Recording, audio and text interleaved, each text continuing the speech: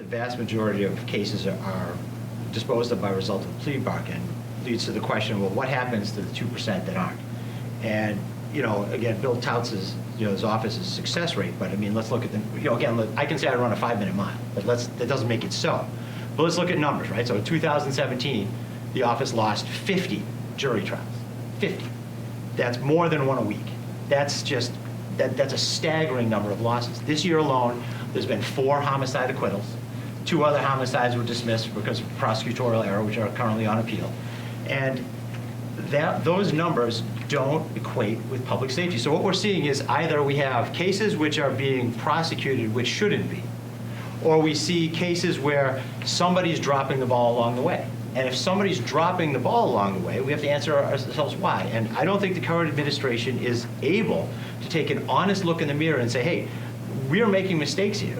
We are failing, and we need to do better. And I intend to do better. Let me just interrupt the I hate Bill Fitzpatrick tandem to my right and answer your question. Yes, cases should be plea bargained. Not everybody should be prosecuted. Not everybody should be thrown in jail. And I think a compassionate DA is a good thing, a person who listens to the equities of the situation. And people like me, a DA like me, who has 8 diversionary courts as well as 3 other diversionary programs for people who break the law. 2016, our conviction rate was 75% at trial. 2017, it was 71% at trial. And in 2018, we had the highest conviction rate at trial we've ever had at 81%. You'd like to address the 50 cases that Mr. Keller brought up? No idea what he's talking about. He might be talking about traffic tickets in Fabius, but we did not lose 50 trials. Well, I can respond to that. Those are numbers from the New York Department of Criminal Justice Services. They're right from statistics. You can go online and look them up yourself. Please do. You can look at the number of violent felony acquittals. You can look at the number of homicide acquittals. This very paper covered the fact that half of the homicide trials in 2017, I think there's 7 of them, were losses for the district attorney's office. His own first assistant said, you know, they said it wasn't a good year for us. It wasn't a good year for us. But that kind of thing has continued. Did the juries get the cases wrong, Chuck? I wasn't there. I don't know. You were there at some of them.